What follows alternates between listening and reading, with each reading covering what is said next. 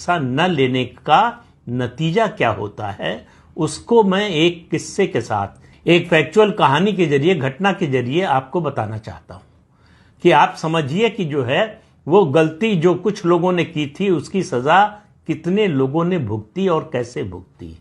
और ये जिक्र जो है 1946 का है, 1946 का, बंटवारे के पहले का। सियालकोट का आपने नाम सुना होगा। पाकिस्तान का जो पंजाब है, उस पंजाब प्रांत है, उसका एक जिला है सियालकोट। लाहौर से उसकी दूरी है 135 किलोमीटर और जम्मू से सिर्फ 42 किलोमीटर। गोपीनाथ बारदोलाई जो असम के बड़े नेता थे, देश के नेता थे, असम के खास तौर से बड़े नेताओं में थे, वो चाहते थे कि सियालकोट जो है वो भारत में रहे। जब भारत पाकिस्तान का बंटवारा हो रहा था, देश का बंटवारा हो रहा था कहना चाहिए, उस समय वो चाहते थे। वो सियालकोट उस समय हिंदू बहुल या हिंदू बहुसंख्यक जनसंख्या वाला इलाका था।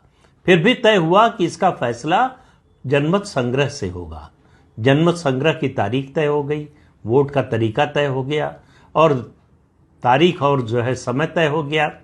जब मतदान शुरू हुआ तो मुसलमान सुबह से उठकर लाइन में लग गए और सबसे पहले वोट देकर आए। लंबी लंबी लाइनें लग गईं और हिंदुओं ने क्या किया, हिंदुओं ने वो आराम से उठे, खाया पिया, आराम किया। उसके बाद दोपहर के करीब पहुंचे और देखा कि बड़ी लंबी लंबी लाइनें लगी हैं, तो आधे लोग तो लंबी लाइनों को देखकर ही घर लौट गए कि बेकार है, इतनी देर तक कौन इंतजार करेगा।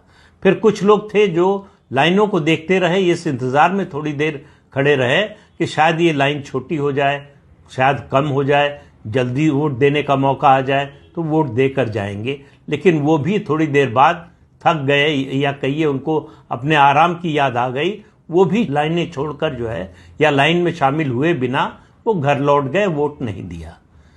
इस जनमत संग्रह का नतीजा ये आया कि 55,000 मतों से ये प्रस्ताव पास हुआ कि सियालकोट को पाकिस्तान में शामिल किया जाए। सियालकोट भारत में शामिल होते होते पाकिस्तान में चला गया। मालूम है क्यों? 1 लाख हिंदुओं ने वोट नहीं किया। उस समय सियालकोट में हिंदुओं की कुल आबादी थी 2,31,000, 2,31,000। उसमें से 1 लाख ने वोट नहीं दिया। 55,000 से यह प्रस्ताव गिर गया। उसके बाद आपको याद होगा कि 1946 का 16 अगस्त का दिन, जब जिन्ना ने डायरेक्ट एक्शन की कॉल दी, जब डायरेक्ट एक्शन की कॉल दी तो उसका कहर जो है वो सियालकोट में भी बरपा।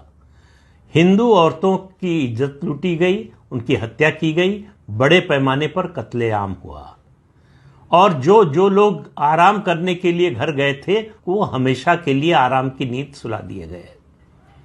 और 1951 यानी ये 1941 के सेंसस की फिगर बताई मैंने, 2,31,000 हिंदू पॉपुलेशन थी। और 1951 यानी 10 साल बाद जब सेंसस हुआ, और जब ये मैं बता रहा हूँ 1941 के सेंसस के आधार पर, तो 1946 की बात कर रहा हूँ। 1951 में जो सेंसस हुआ उसके मुताबिक सियालकोट में हिंदुओं की आबादी केवल 10,000 बची, केवल 10,000 बची। और 2017 की फिगर के अनुसार सियालकोट में हिंदुओं की आबादी सिर्फ 500 है। आज पता नहीं एक भी हिंदू वहां है या नहीं है।